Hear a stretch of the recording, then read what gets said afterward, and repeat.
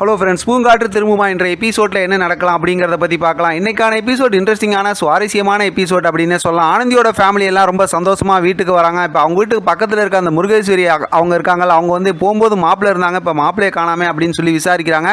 ஆனந்தி அப்படியே ரொம்பவுமே பயப்படுறாங்க. இப்போ ஆனந்தியோட அம்மா நான் பேசுகிறேன் அப்படின்னு சொல்லிட்டு அவங்க பேசுகிறாங்க. இந்த மாதிரி என் பொண்ணுக்கு நல்லபடியாக விவாகரத்து கிடச்சிருச்சு அப்படிங்கிற மாதிரி எல்லா விஷயமும் சொல்கிறாங்க. உடனே அவங்க இருந்துக்கிட்டு விவாகரத்து வாங்கினதே இவ்வளோ சந்தோஷமாக சொல்கிறாங்க அப்படிங்கிற மாதிரி சொல்கிறாங்க. அடுத்து பார்த்தோம் அப்படின்னாக்கா அவங்க அப்பா ஆனந்தியோட அப்பா வந்து வலதுகாலுக்கு வச்சு வீட்டுக்குள்ளார போக சொல்கிறாங்க. அவங்க அண்ணி வந்து ஆரத்தி எடுக்கிறாங்க. எல்லாருமே ரொம்ப சந்தோஷமாக இருக்கிறாங்க.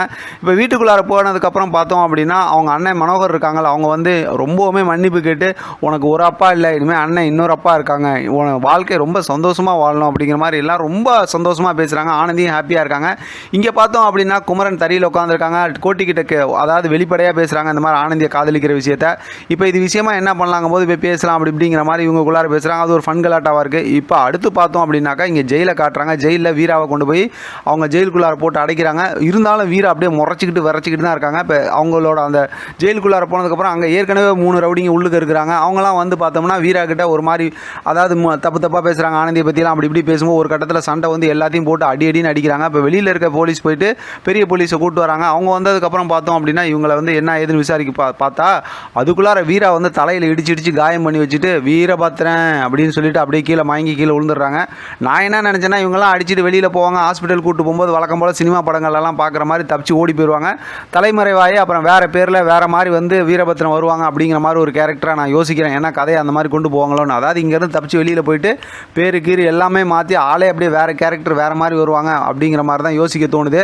பார்க்கலாம் கதையை எப்படி இன்ட்ரெஸ்டிங்காக கொண்டு போகிறாங்க அப்படின்னு. அது மாதிரி நடந்தால் இன்னுமே செம்ம வெறித்தனமாக இருக்கும் கதை. அதாவது வெளியில் போய் ஏற்கனவே பார்த்தோம்னா ஆர்வ கோளாறாக 5 நிமிஷம் நேற்று பேசினேன். மகாநதியோட சூப்பராக இந்த சீரியல் பார்க்குறீங்களே நான் நினச்சேன். நேற்று பார்த்தா யாருமே பார்க்கல, ரொம்ப கம்மியாக தான் பார்த்துருந்தீங்க. எனக்கே கொஞ்சம் என்னடா அப்படிங்கிற மாதிரி தான் இருந்துச்சு. ரொம்ப ஆர்வ கோளாறில் பேசிட்டோமோ அப்படின்னு. சரி இப்போ கதைக்கு வருவோம். அப்புறம் அடுத்து வீரபத்திரம் மயங்கி கீழே விழுவுறாங்க. ஒரு வேளை தப்பிச்சு போயிட்டு அடுத்து வேறு கேரக்டராக நம்ம எதிர்பார்த்த மாதிரி வருவாங்க. இல்லாட்டி பிடிச்சி மறுபடியும் ஜெயிலில் போடுவாங்க. பார்க்கலாம், அது ஒரு கதைன்னு வச்சிங்களேன். இங்கே பார்த்தா ஆனந்தி ரொம்ப சந்தோஷமாக வீட்டிலேருந்து சொல்லிவிட்டு இப்போ கிளம்புறாங்க. இப்போ பார்த்தா குணவதி வந்து ஒரு ஃபோன் பேசுகிறாங்க. அவங்க குழுவில் இருக்கவங்களுக்கு கொஞ்சம் பணம் தேவைப்படுதுன்னு. இப்போ அடுத்து இவங்களாம் போய் அவங்களுக்கு ஹெல்ப் பண்ணுறாங்க. ரொம்ப சந்தோஷமாக இருக்காங்க. இப்போ ஆனந்தி தலை நிறையா பூ வச்சு ரொம்ப சிரித்து சந்தோஷமாக இருக்கிறாங்க. குணவதி அதை பார்த்து பாராட்டிகிட்டு இருக்கிறாங்க. இப்போ பார்த்தா குமரன் வராரு. குமரன் வந்து எல்லாம் இவங்கள்ட்ட பேசினதுக்கப்புறம் இப்போ குணவதி கிட்ட நேற்று அந்த கேஸ் என்னாச்சு, நல்லபடியாக ஜெயிச்சிட்டிங்களாங்கும் போது நான் ஜெயிச்சிட்டோம் அப்படிங்கிற மாதிரி குணவதி பேசுகிறாங்க. ஆனால் அப்போ கூட ஆனந்தி அந்த கேஸில் ஜெயிச்சாங்கன்னு சொல்லல, எல்லாத்துக்கும் வாழ்த்து சொல்கிறாங்க. ரொம்ப சந்தோஷமாக அங்கேருந்து பேசிட்டு குமரன் அங்கேருந்து கிளம்புறாரு.